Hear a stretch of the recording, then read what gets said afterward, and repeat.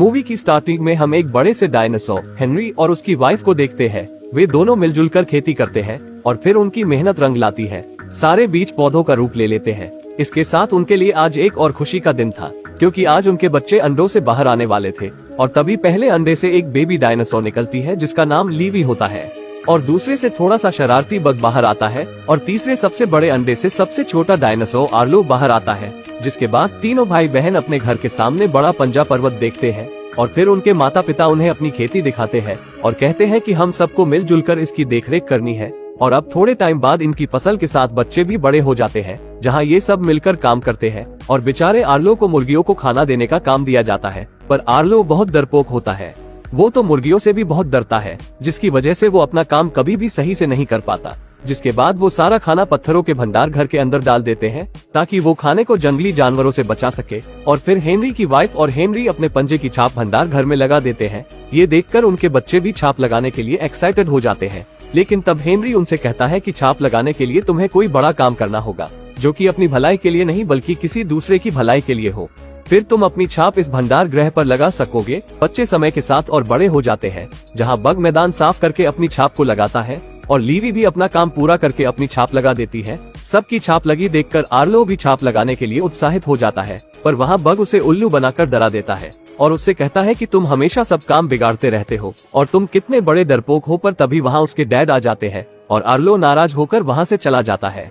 लेकिन रात में उसके डैड आर्लो को अपने साथ खेत में ले जाते हैं और वो आर्लो से कहते हैं कि हमें कभी कुछ अच्छा पाने के लिए अपने डर को हराना ही पड़ता है। वहाँ उसके डैड आर्लो को अंधेरे के डर से आगे बढ़कर प्यारे जुगनू की रोशनी को ढूंढना सिखाते हैं और उससे कहते हैं कि कल तुम्हें एक बहुत ही जरूरी काम करना है, जिसके बाद तुम भी भंडारघर पर अपनी छाप छोड़ पाओगे। और अब अगले दिन उसके डैड उसके साथ मिलकर एक जंगली को पकड़ने का जाल बिछाते हैं और वो आर्लो को उस जंगली को खत्म करने का काम देते हैं और आर्लो भी अपने काम में लग जाता है। पर तभी उनके जाल में कुछ फंस जाता है, जो कि वही जंगली होता है। आर्लो हिम्मत करके उसे मारने के लिए आगे बढ़ता है, लेकिन जब वो जंगली को देखता है तो वो सिर्फ एक आदिवासी का बच्चा होता है, जिसे देखकर आर्लो उसे जाने देता है। लेकिन ये देखकर उसके डैड आर्लो पर बहुत गुस्सा होते हैं और वो आर्लो को लेकर जंगली के पीछे जाने लगते हैं, जहां आर्लो बहुत घबरा जाता है और वहाँ बारिश भी होने लगती है। पर तभी आर्लो कीचड़ से फिसलकर नीचे गिर जाता है। तब उसके डैड उसकी हालत देखकर उससे माफी मांगते हैं और कहते हैं कि हम बहुत दूर आ गए हैं, हमें वापस जाना चाहिए। पर तभी अचानक से पानी का बहाव बढ़ जाता है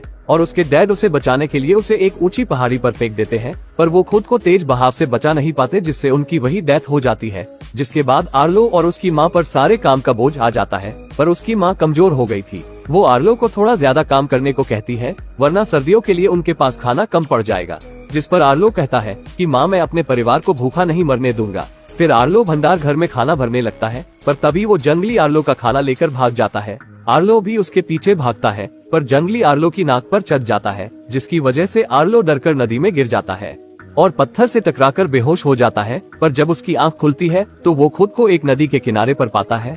आर्लो डर के मारे अपनी माँ को पुकारता है, पर वहाँ कोई भी नहीं होता। लेकिन तभी उसे वही जंगली नजर आता है। आर्लो उसे पकड़ने के लिए पहाड़ी पर चढ़ जाता है, पर जंगली वहाँ से भाग जाता है, जिससे अब आर्लो फिर से अकेला पड़ जाता है और वो नदी के सहारे घर का रास्ता ढूंढने लगता है। रास्ते में आर्लो बेरियों के पेड़ से बेरियों को खाने की बहुत कोशिश करता है, पर बेरियां ऊंचाई पर होने की वजह से आर्लो वहां से गिरकर पत्थरों के बीच फंस जाता है। अब रात भर आर्लो बहुत उदास और डरा होता है, पर सुबह जब वो उठता है तो वो देखता है कि किसी ने उसके पैर पत्थरों से छुड़ा दिए हैं और वो कोई और नहीं वही जंगली होता है। जिसके बाद आर्लो फिर से अपने घर की तरफ निकल पड़ता है, लेकिन अब बारिश शुरू हो जाती है। तब आर्लो अपने लिए एक टूटा फूटा घर बना देता है और अब जंगली आर्लो के खाने के लिए वहाँ कई प्रकार के कीड़े पकड़कर वहाँ लाता है, पर आर्लो कीड़े नहीं खाता था। तब जंगली आर्लो के लिए बेरिया लेकर वहाँ आता है, जिसे देखकर आर्लो खुश हो जाता है। पर वो जंगली से कहता है कि मैंने तुम्हें अभी भी माफ नहीं किया है, पर क्या तुम मुझे और बेरिया दे सकते हो। जिस पर जंगली आर्लो को अपने पीछे ले जाने लगता है। जंगली आर्लो को तंग रास्ते से होते हुए पहाड़ियों के बीचों बीच में बेरियों के एक बड़े से पेड़ तक ले जाता है, पर जंगली वहाँ आर्लो को पेड़ के पास जाने से रोकता है, पर आर्लो उसकी बात नहीं समझता और तभी एक जहरीला सांप आर्लो पर अटैक कर देता है, जिससे डरकर आर्लो पहाड़ी से नीचे गिर जाता है और सांप उस पर अटैक करने के लिए उसकी तरफ बढ़ता है। लेकिन तभी जंगली वहाँ आर्लो को सांप से बचा लेता है और ये सब होता हुआ एक राइनो देख लेता है। आर्लो उस राइनो से पंजा पर्वत का रास्ता पूछता है, मैं तुम्हें रास्ता बताऊंगा, पर बदले में हमें वो छुटकू चाहिए, उसका क्या नाम है।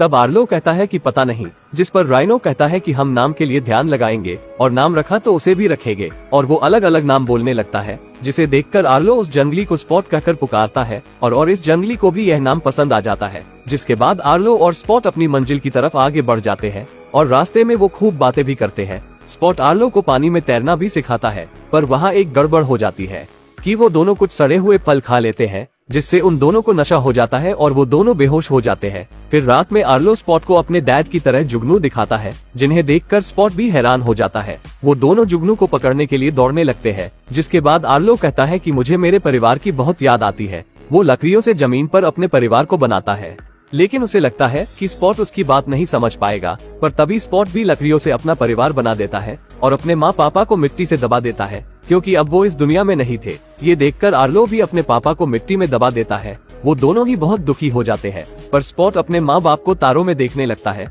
जिसे देखकर आर्लो भी उसके साथ तारे देखने लगता है। और अब अगले दिन बहुत ही भयानक तूफान आता है। आर्लो और स्पॉट भी तूफान में फंस जाते हैं, पर वो इस तूफान में सुरक्षित बच जाते हैं। लेकिन आर्लो नदी ना दिखने की वजह से परेशान हो जाता है।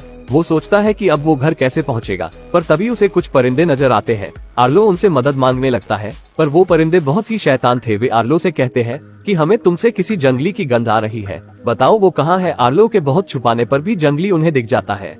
आर्लो और स्पॉट उनसे बचकर भागने लगते हैं और तभी वहाँ दो बड़े डायनासोर आकर उनको परिंदों से बचा लेते हैं। तब आर्लो उनसे पंजा पर्वत का रास्ता पूछता है, जिस पर वो कहते हैं कि हमें अपनी भैंसें ढूंढनी है, अभी तुम बच्चों से बात करने का टाइम नहीं है। तो आर्लो कहता है कि स्पॉट की नाक बहुत तेज है, वो आपकी भैंसों को ढूंढ लेगा, और स्पॉट सच में ही उनकी भैंसों को ढूंढ लेता है। इससे खुश होकर वो उन दोनों को भी अपने साथ ले लेते हैं और रात में वो सब खूब बातें करते हैं। तभी सर्दी की पहली बर्फबारी भी शुरू हो जाती है। तब आर्लो जल्दी उनसे घर पहुंचने की बात करता है, इसलिए सुबह होते ही वो सब आगे बढ़ जाते हैं।